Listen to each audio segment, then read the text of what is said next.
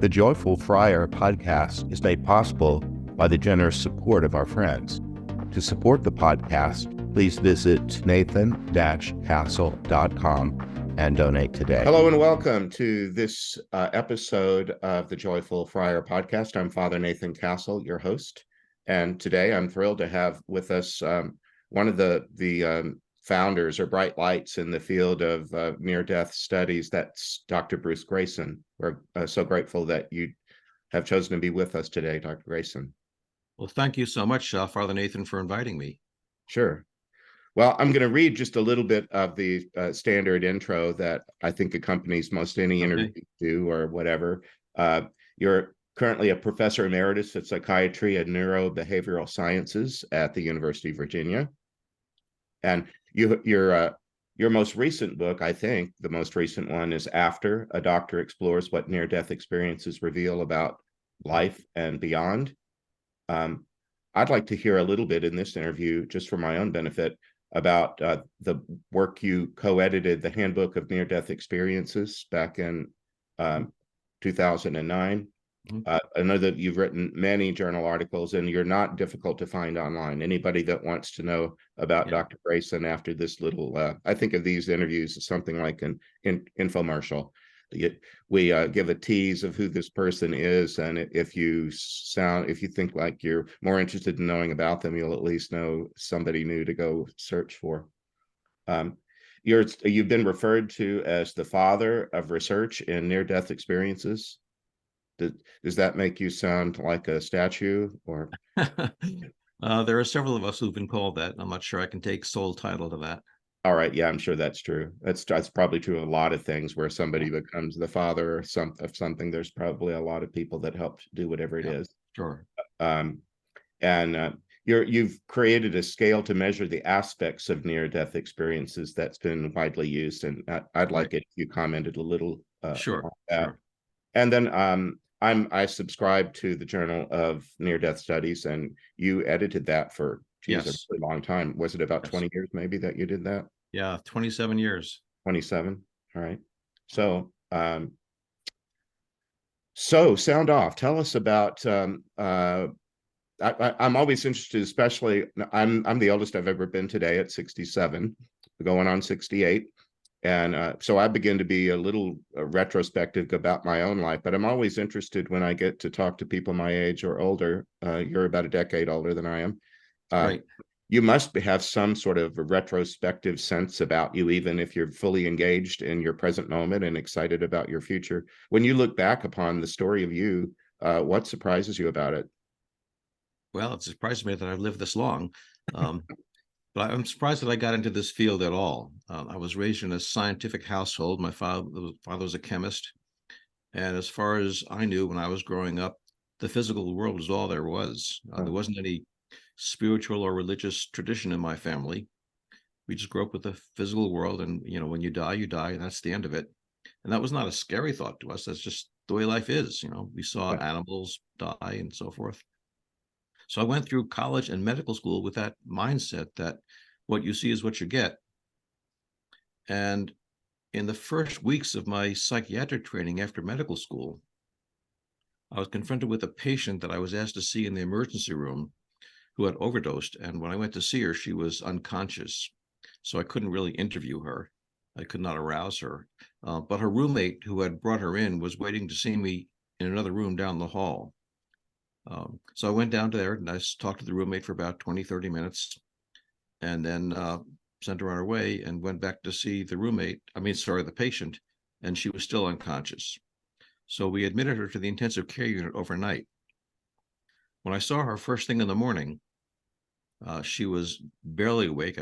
I could arouse her.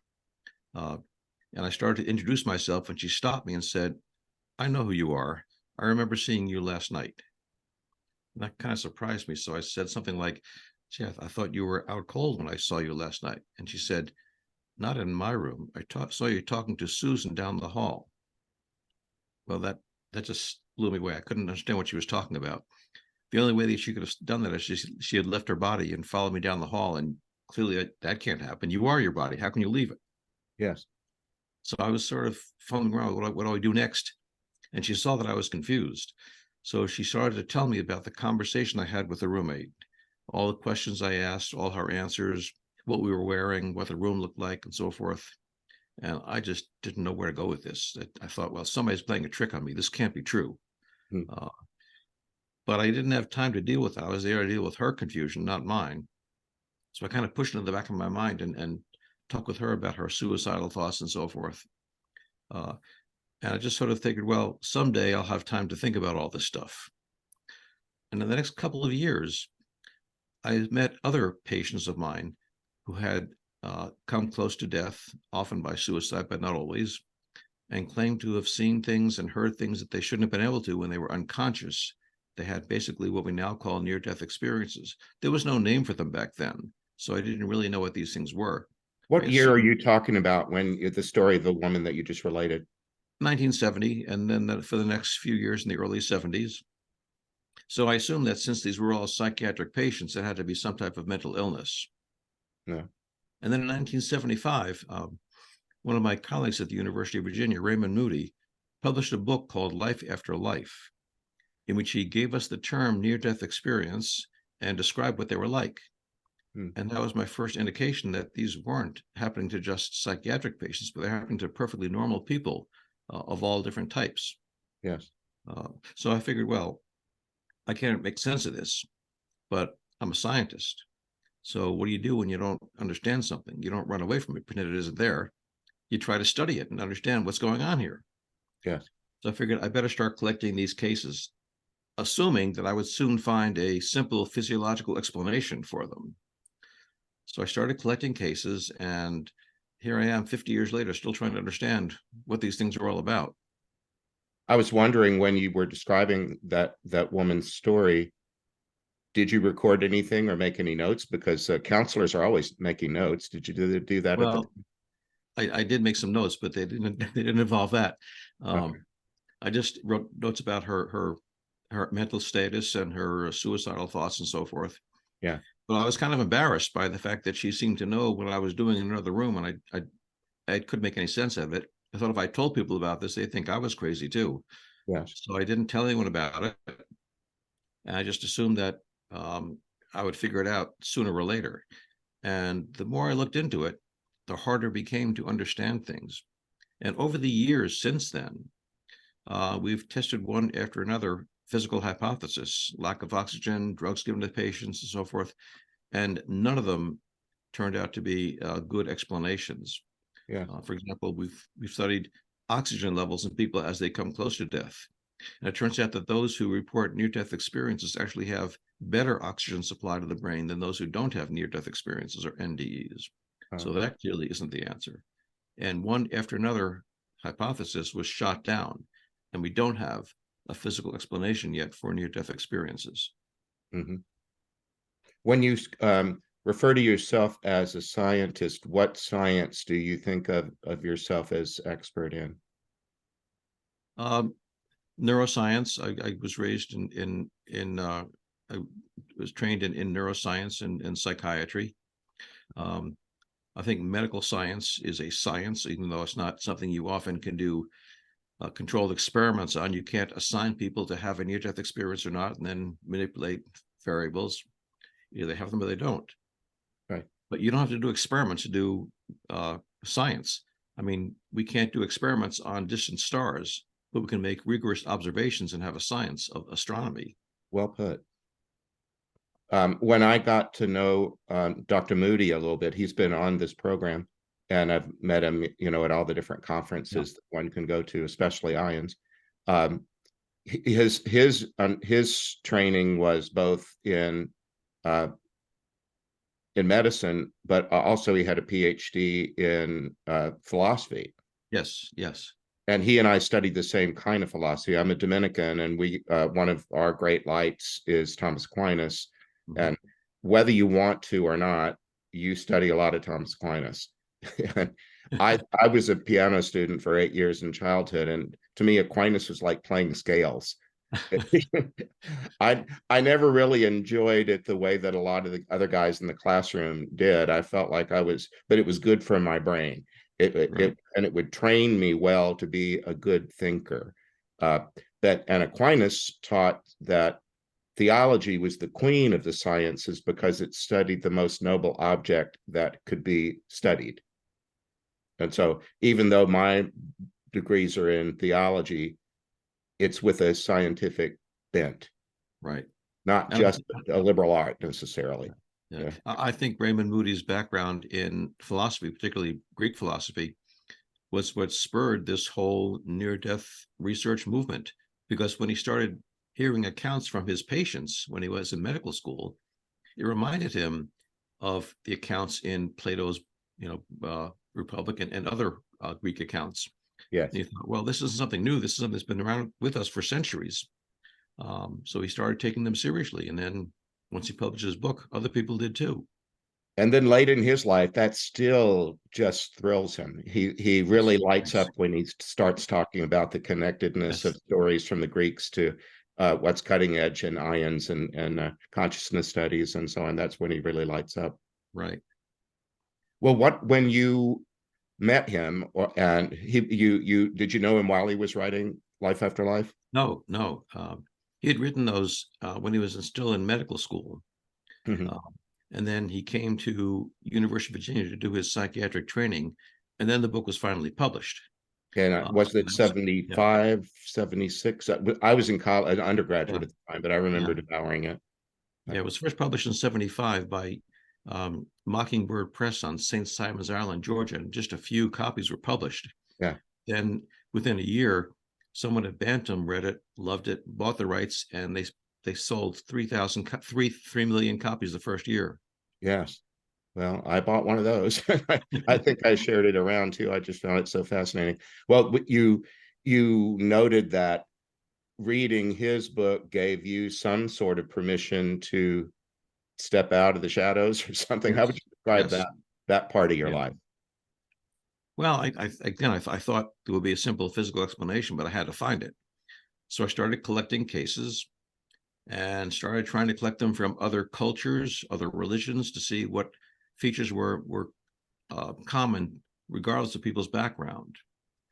And out of that, eventually, we developed the near-death experience scale, the NDE scale, which had 16 items that seemed to be common across cultures.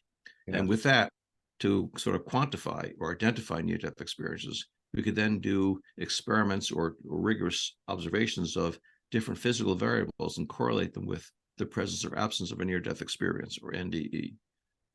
Is there a simple place where listeners and viewers can find that 16-item scale? Probably the best source is just to go to my website, www.brucegrayson.com, and I've got references there to everything that I've ever done. Okay. Yeah. All right. I'm asking partly for myself because I have a new project coming up where I want a handy referent like that, a simple project where I'd be introducing people to the topic in an uncommon way. Yeah. What was it like in your professional life to begin associating with Raymond Moody and becoming known as somebody that was beginning? Where did you start journal articles or publishing anything? You did? Yep. The coin of the realm for academic physicians is publishing in medical journals. Yes. So I did that. And that actually gave me some credibility, gave near-death experiences some credibility within physicians. The attitude has changed dramatically in the time I've been doing this. Yes. When we first started talking about near-death experiences at the American Medical Association and other conferences like that back in the 1980s, nobody knew what we were talking about. Mm-hmm. And most people thought we were either being fooled by a few patients or just making it up. But there'd be a polite silence in the audience. Now, when we talk to the same groups, we usually have doctors standing up in the audience saying, "Let me tell you about my near-death experience." Exactly. So it's very common now, and doctors and nurses universally agree that it is something that definitely happens to their patients with fair frequency. There's still a lot of legitimate skepticism about what their ultimate meaning is or what causes them, but no one doubts that they are real experiences that have profound effects on people's lives. Mm-hmm. When you say that people try to explain them in different ways, what are some of there probably is only a few different categories that most of those explanations fall in. What are some of them? Well, there are large categories like physical explanations and spiritual explanations and psychological explanations, but within those, there are innumerable subcategories of how do we explain this. And, as the technology develops to study the brain, we can test more and more of these theories. And as I said, we've tested, all the ones we've tested so far have not shown to be legitimate or explanations for near-death experiences. But of course, we're just scratching the surface. And I can't say that we won't find an explanation 20 years from now or 100 years from now. But right now, we're a long way. But, it seems as if we're taught that the mind is what the brain does, and that all our thoughts and feelings and perceptions are created by the brain. And in near-death experiences, the brain is at least diminished, if not stopped entirely. And yet people say they have the most vivid thoughts and perceptions that they've ever had. Mm-hmm. And that should not happen if the brain is creating our thoughts. I should add that this isn't the only example of a phenomenon where the brain is shutting down and consciousness expands. It happens in something called terminal lucidity, in which people who have end-stage dementia, like Alzheimer's disease, have not been able to communicate or recognize family for months or years, suddenly become totally lucid and can recognize people, carry on conversations, become animated, and then within hours or days they die. Yes. There's no medical explanation for this. We've also done neuroimaging studies in the last 20 years with people having psychedelic drug trips. And we used to think that the way these drugs work is by stimulating the brain to hallucinate. But what we're finding is that the more elaborate mystical and spiritual experiences with these drugs are associated with a decrease in brain activity. So again, it's like the brain is pulling back, allowing the mind to flourish.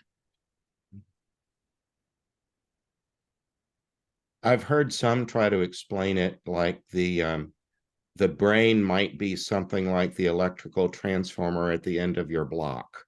You ever heard anybody talk that way? Right. There's this model that the brain doesn't create thoughts, but sort of filters them. And this goes back to Hippocrates 2,000 years ago, who wrote that the brain is the interpreter of the mind. Yeah. And people have used different metaphors as technology develops. These used to be called a filter. And in the 20th century, they started talking about it as a receiver or transmitter. Yes. An example will be a radio receiver or a television set. Right. It doesn't create the show, but it receives the signals and transduces them into something that you can understand. And without the television set, you usually can't see the show, but the set isn't creating the show. Right. And likewise, the idea is that the thoughts are somewhere out there in the mind, which is not in the physical body. And what the brain does is take these thoughts and feelings and perceptions and translates them into electrical, chemical signals that the body can understand and use. Mm-hmm.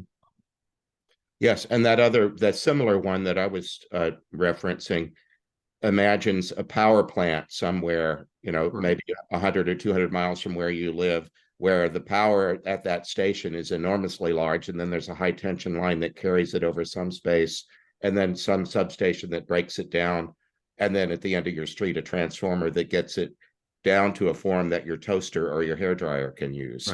Right. Yeah. And of course, strict materialists say, well, where is that ultimate source of the electricity, or in our case, the mind? Where is it if it's not in the body? And we don't have a scientific answer for that. On the other hand, their explanation that the brain creates the mind is also inexplicable. We have not the slightest idea how a physical or chemical process in the brain can create a thought. No one's ever come close to having a hint of a clue of an idea of how to explain that. Mm. So either way you look at it, whether it's a part of the brain or something outside the brain, we can't fully explain it scientifically yet. Mm.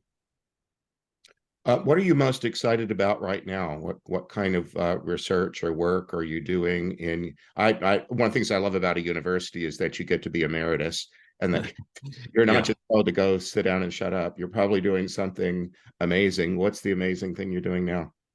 Well, I'm pleased to say that as I get older and towards the end of my journey here, there are a lot of younger people who are now coming to help out or replace me, and they're doing things that I would never be able to do. They have different backgrounds, different areas of expertise that I didn't have. So the field is going to really blossom in the next several decades. But I'm looking more and more at the practical applications of near-death experiences as I'm reaching sort of the end of my career and thinking, what good is all this? I mean, it's interesting intellectually, but how can we use it? And what I'm looking at mostly is, how does it affect the people who have these experiences, especially those who have difficulty coming back to a, quote, normal life after they've experienced this otherworldly environment? Yes. And what helps them accept these things, integrate them into their lives, and what doesn't help them? Yes. Also, how does it affect their families and culture in general? And as part of that, we're also looking at, what do doctors and nurses think about these experiences? Because those are the people that usually hear them first from their patients. Yes. And do they think they're worth investigating? And if not, what are the barriers to them taking these things seriously and talking to their patients about them? Mm-hmm. I think the IANS, the International Association for Near-Death Studies, has a convention each year, and Yes. the planners always create a theme for that particular convention. And I think not this year, but the previous one, that was the theme about the after effects or the long-term effects of having had an ND. Did you have a hand in choosing that theme? No. I was one of the founders of IANS, the International Association for Near-Death Studies, but I haven't been involved in it in the leadership for quite a few years now.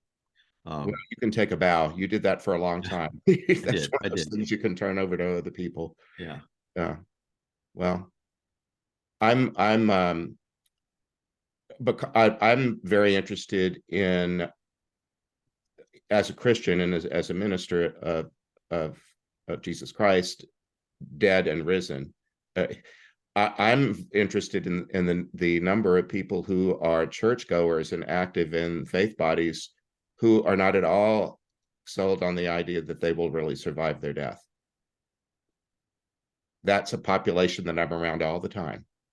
Yeah. That's a little surprising. If they take their faith seriously, they think they wouldn't have doubts.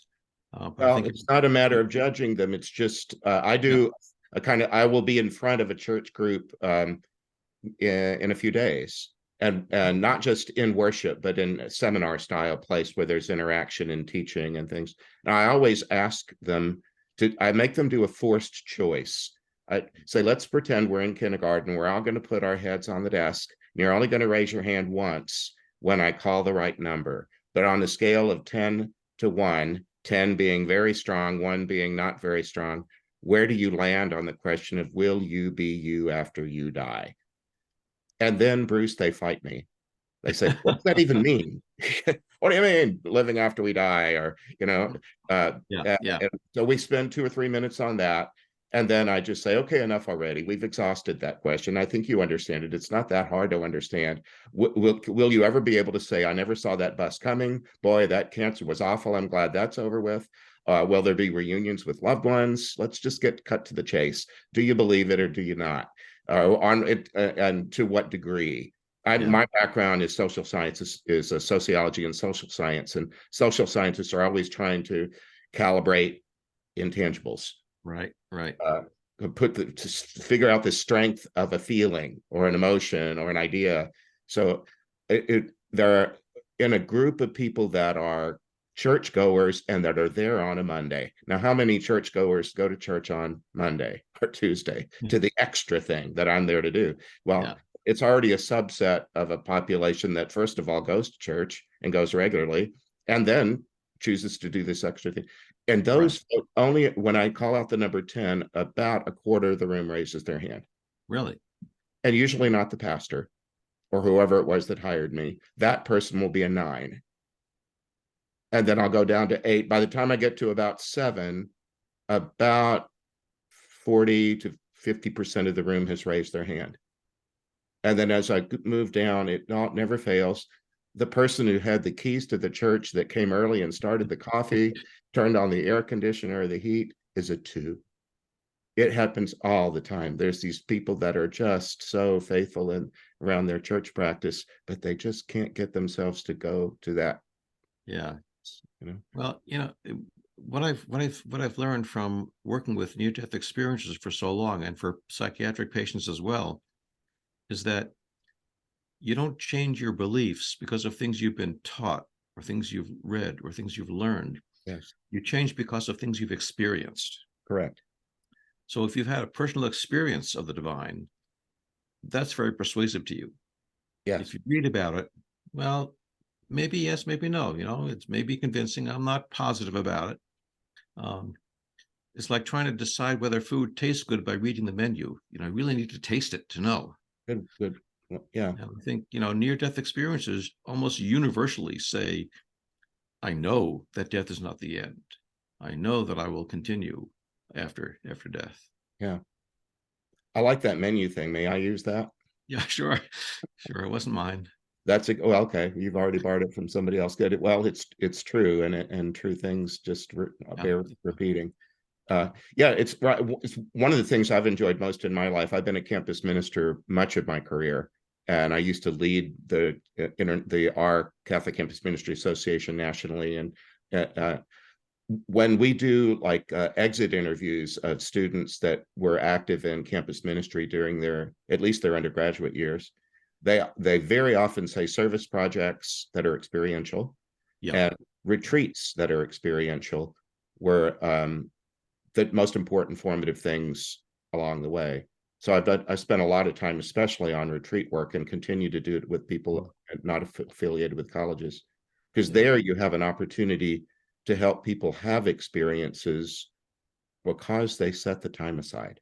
Yeah. I believe the divine is ready to engage anyone who is not scrolling on their phone or whatever. Anybody that will set a little time aside. I believe the divine, however you understand it, will find a way in. Yeah. There have been a number of people who have tried to teach courses in college about near-death experiences and then look at whether people are changed by that. And the most successful one was one put on by the late Chuck Flynn at Miami University of Ohio, in which he had as part of his course a requirement that the students go out into the street and find someone they did not know and do some unexpected good deed for them and help someone out who seemed to be in trouble that they didn't know at all.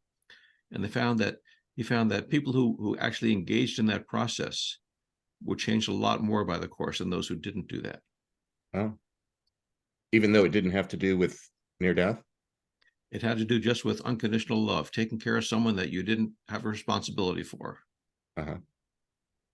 And in fact, many near-death experiencers come back saying that in their NDE, they experience themselves as being part of something that everyone is a part of, and that we're all interconnected. Yes. They talk about like being a wave in the ocean being the divine, and you're part of it. You're composed of the same material the ocean is, but for a time being here, you've got a separate structure as the wave. And you know that someday you're going to melt back into the ocean and not be a discrete wave anymore. For the time being, you are, but you're composed of the same thing. And they come back from the near-death experience realizing that they're the same as everybody else. And they're interconnected with everybody else. So that when you are nice to someone, if you help someone out, you're helping yourself as well. And if you hurt someone, you're hurting someone else as well, which of course is what we call the golden rule, which is part of every religion we have. Of course. But for the near-death experience, there's not just a rule you're supposed to follow. They have experienced it as a law of the universe. This is the way it works. This is the way it is. Yeah. And you can't avoid it. Have you seen anything in your studies and experience about the difference between people from collective cultures as opposed to more Western individualistic cultures and how they experience a near-death experience?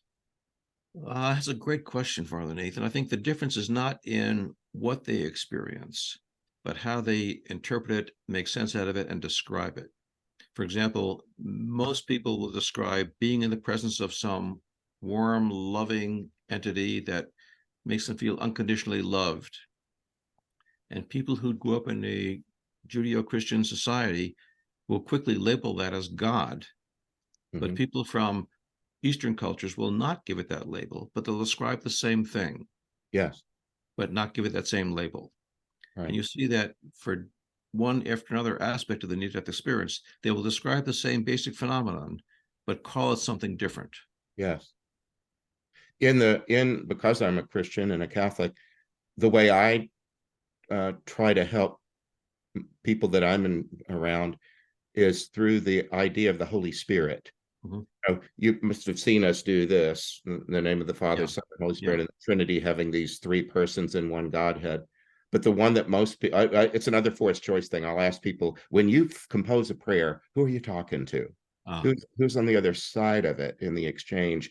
Is it the Father, the Son, the Holy Spirit, or in the Catholic world, Mary or one of the saints is another category that might pertain.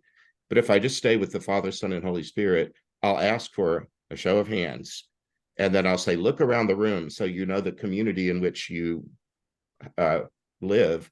Your brothers and sisters do it this way. And the number one, the Father, is always the gold. Jesus, the second person, the Trinity, is always the silver, and the poor Holy Spirit is a very distant third, bronze. It happens all the time. So what I try to do is say, have you ever rediscovered a person you already know, or learned something about them after having been around them a long time that just blows you away? That's the Holy Spirit. And so I try to help them open that category and say, it's been here all along. Could we play around in here? And that's where your career and mine might overlap, where we're trying to help people imagine things in ways that open up new possibilities. When I chose to do this podcast, we had a little team helping me, and we chose this name, the Joyful Friar. I'm a Dominican. St. Dominic was our founder, and that was his nickname. He never called himself that, but other people called him that. And when I was looking at the bewildering number of religious orders there are in different ways to be in Catholic ministry, when I learned that he was the Joyful Friar, I stopped looking. I just said, I don't want to be any of these crown of thorns ones or drops of blood and crucifixes and stuff. Not that I don't love those aspects of the faith, but I just didn't want to make an identity out of sorrow. And so I thought I'd rather go towards joy. So my brand has kind of become joy. So would you share with our listeners and viewers what has given you joy over the course of your career, and what's giving you joy in your current moment? Well, I think it comes down to basically helping people and helping them understand what they are about. A lot of people come back from an unusual experience, like a near-death experience, wondering whether did this really happen, or was I briefly crazy? And by validating it for them and not giving them an answer, but helping them find the answer within themselves, they come to terms with who they are and why they're here on this planet in this physical body. And I think that gives them a sense of connection to the meaning and purpose that they got in the near-death experience, but we're not sure they can retain once they're back here in the body. Okay. And I think I'm getting a lot of joy now out of seeing similar changes in my fellow healthcare workers, seeing them come to terms with this experience and realizing it's not just a hallucination, it's something that really happens and really makes a difference in our lives. Yeah. And I kind of tried to do that as a two-part question, past and present. Is there a present joy that you have the leisure to do now that you didn't before, or that just at this point in your long life, what gives you joy when you wake up in the morning? What's different now is that I've got the joy in knowing that the next generation of researchers is already at work continuing this work. It's not going to die when I die. Yeah, I'm sure that's satisfying. Well, speaking of you dying, what do you think about that? Do you have any anticipated thoughts or feelings, emotions around what happens when you die? I do. I mean, I was never afraid of dying, even when I thought it was just annihilation. That wasn't a scary thought to me. Yeah. But now I'm fairly sure that I will survive in some form. Most near-death experiencers, when you ask them to tell you about the experience, they start by saying, well, there really aren't any words to describe it. Yes. And we researchers say, great, tell me about it, Of course you do. So, we force them to use metaphors and to distort it in order to get it across to us. So I think that whatever they tell me is really a metaphor for what they really experienced. Yes. And the experience, I think, is probably something that I can't imagine until you actually been there and experienced it. Yes. So I think that I will survive it. I wouldn't be at all surprised if I find myself surviving. All right. I'm looking forward to being surprised at what form that takes. Would you call that joyful hope? Yes, I would. That's a phrase I use a lot. In Yeah. fact, it's borrowed from the Catholic Mass. Have you ever been at a Catholic Mass? Oh, it's been decades. Yes. Well, if you're not a Catholic and you're at a Catholic funeral or wedding, or for whatever reason Yeah. you're there for Yeah. Christmas or Yeah. Easter or whatever, there we stand up and we recite the Lord's Prayer, but there are different versions of it that different Protestants and Catholics use according to translations of the Bible and so on. Well, in a Catholic Mass, we get to the part that says, "Deliver us from evil," and the Protestants will keep going and say, "For thine is the kingdom, the power, and the glory." And the Catholics have stopped. Yeah. And if I'm leading a mass, there's a little prayer that I'm supposed to say that's actually called the embolism. Isn't that a weird word for a prayer? Yeah. Yeah. It sounds like it would kill you, but it just means expansion. And why we thought the Lord's Prayer needed expanding, I don't have any idea. But somebody came along and said, here, we're going to expand it in this way. And it's a little phrase that only the priest says. And it goes like this: "Deliver us, Lord, from every evil." Check. All those in favor? "Deliver us, Lord, from every evil. Grant us peace in our day. In your mercy, keep us free from sin. Protect us from all anxiety." You must have dealt with a lot of anxiety as a clinician. "And as we wait in joyful hope for the coming of our Savior, Jesus Christ." And that little phrase has become my byline. That you don't have to wake up cheerful today because it's sunny or not. Yeah. You and whatever it is that is wrong or bad or painful, it'll pass. It really will. Yeah. I do believe that Good Friday is only 3 days from Easter morning. Just hang in there. I think you feel that from near-death experiences as well. No matter what is going on in their lives, they constantly have that joyful hope, and they have that feeling of gratitude, no matter what happens to them. Yeah. All right. Well, let me give you one opportunity to leave a closing remark.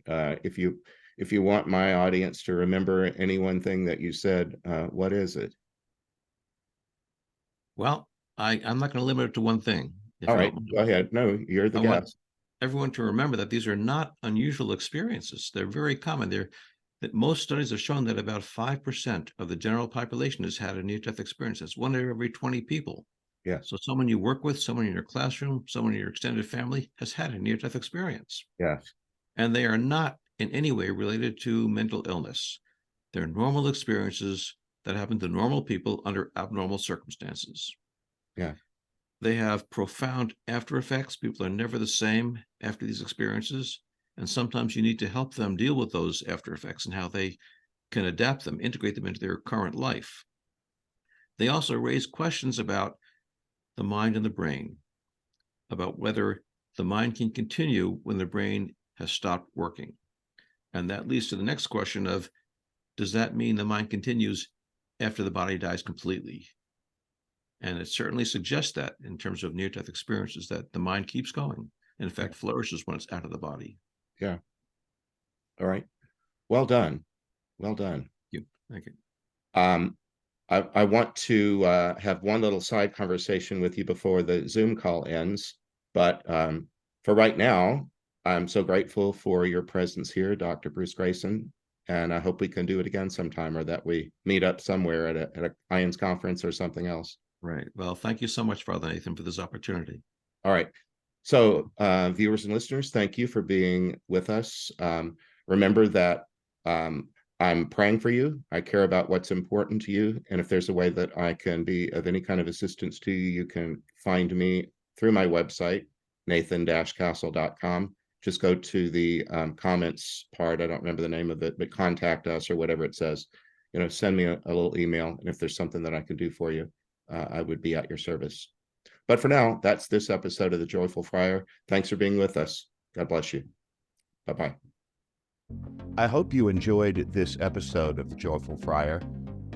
Please like, follow, and subscribe. You can visit me at nathan-castle.com. Send me a message by clicking the contact button. God bless.